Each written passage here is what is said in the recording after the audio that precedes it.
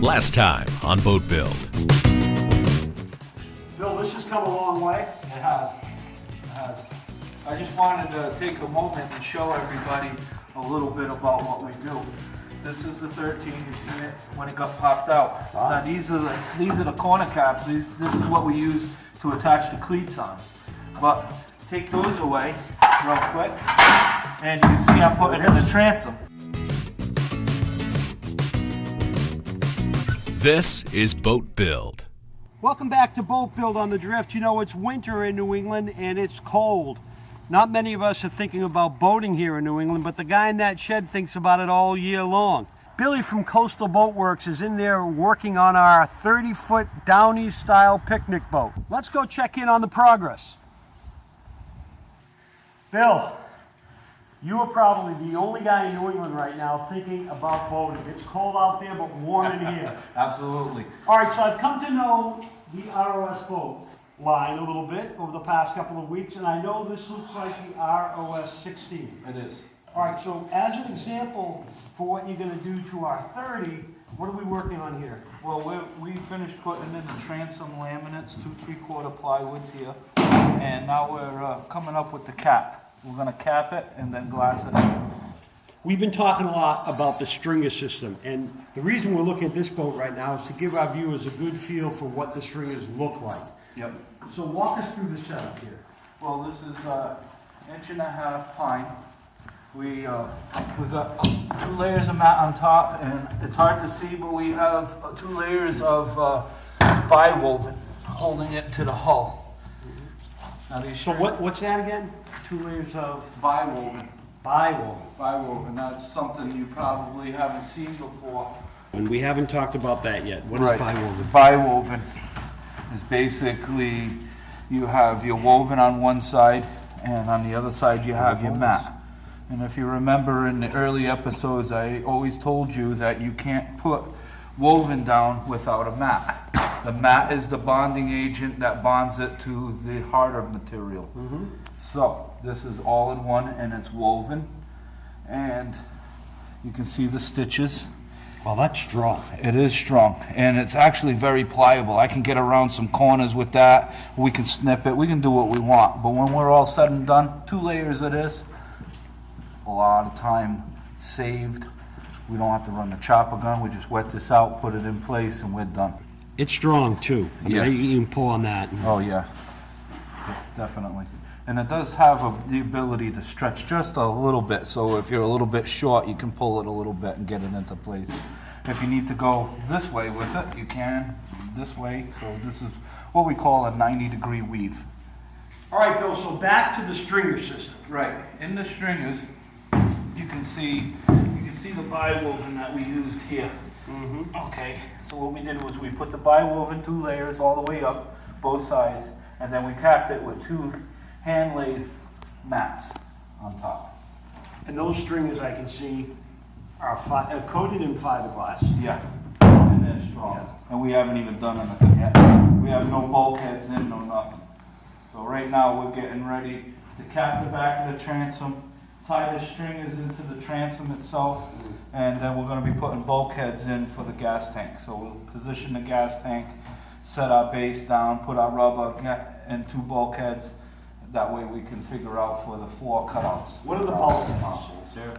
Yeah, bulkheads, similar to these pieces up here. These pieces we just use to hold the stringers in place while we're glassing. We'll actually cut those out. But we'll put in some 3/4 plywood doubled up, and it will be level at the top, and we'll bring it down to the bottom of the hull. We'll leave the keel open so that the water can drain forward to aft or vice versa. Right. That way we can make sure if water gets caught up there, it can get right to the stern. It's starting to look like there's just a fiberglass sheen across the whole hull. Right, right. Before we get off of this, I wanted to show everybody, we keep the front of the stringers open. So just in case the limber holes in the back, that's where the water drains to the middle, get plugged up. You can always take these boats, tip them forward, and the water will rush forward and fall to the center.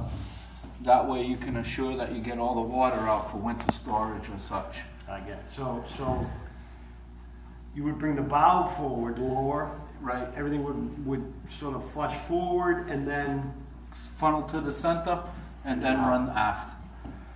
Just a precaution. There's no reason to cap it off so it can't drain. right. There's no reason for that. How many stringers in our 30? In your 30, you're gonna have 4 large 4x6 stringers, Right. and then you're gonna have 9 bulkheads. So Bill, the bulkheads are positioned to give us places for our fuel tank and our water tank and Right, any other kind of and it system. will also act as a stiffener. These will be full bulkheads, just like the Titanic. It will be just like that. They'll come right up to the bottom of the deck. They'll be sealed, and then we'll have a drain down the middle. Now don't say just like the Titanic. Oh. That didn't work out very well. Well, Titanic didn't flounder because of the bulkheads, that's for sure. Bill, you know me, when I like that, I like that old down east design. I love this hull, man. Look at that straight front. That is cool. Tell me about it. This is a, almost just like the 24. If you get down and look, you can see how the water enters in here. We stayed with our reverse chine, okay? And this will actually knock the water down and give you the stability. Smack it right down. Yep, smack it right down. But yeah, this has got a really nice entry. Yeah, that's cool. Yep. You must sell, this is probably with a center console on it, I would imagine, when it's done. Oh yeah. It's probably a great riverboat. I like to sell a ton along the West Point River. Yeah, it's a fair amount for the river. This is great for the family.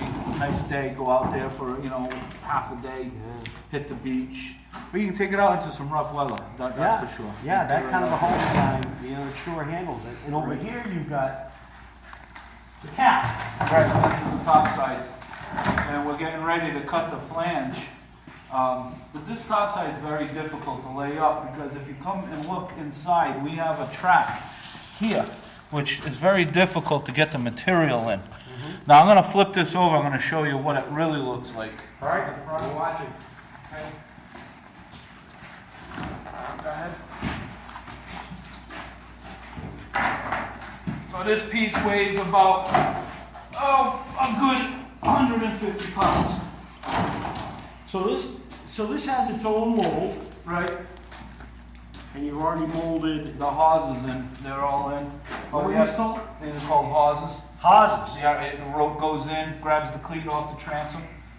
Oh, great. Definitely. And Yeah, then so we the put a cleat- nice ridge on top. And that's the piece that I was talking about that is very difficult to lay up.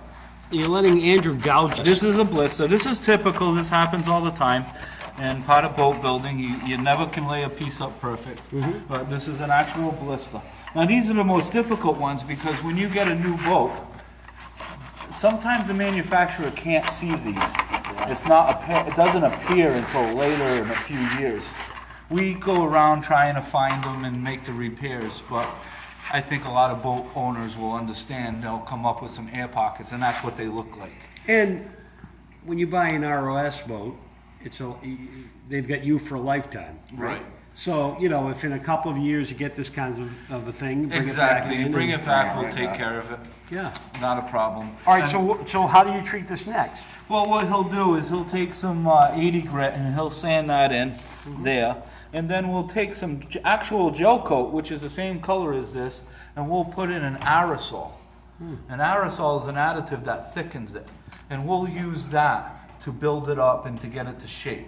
And once we get it to shape, then we'll actually take the gel coat again and we'll spray it on, let it dry, and then we'll sand and buff that in. You won't even know that we did it. And it comes back to that whole hand-laid thing, right? Right. Attention to detail, getting Exactly. every flaw, laying everything out. That's incredible. So what's next for this? You're gonna cut? We're gonna cut these flanges off. We have an outer popping flange and we have an inner one. And we're gonna cut that, sand the edges, get them all prepped up. We're not gonna worry about polishing or any type of blister fixing until we get it up onto the boat. Bill, there's one thing about boat building, that is we learn something new every episode. And this, we definitely learned something new here today. Absolutely. Being a boat builder means that you need to be humble Right. and make sure that you learn something every day. If you can't learn something every day, then you're doing something wrong. Sure.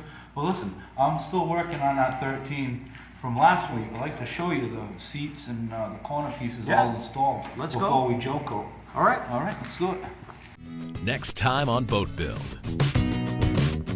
We started with this boat getting pulled out of the mold. Right. Look where we are now. Exactly.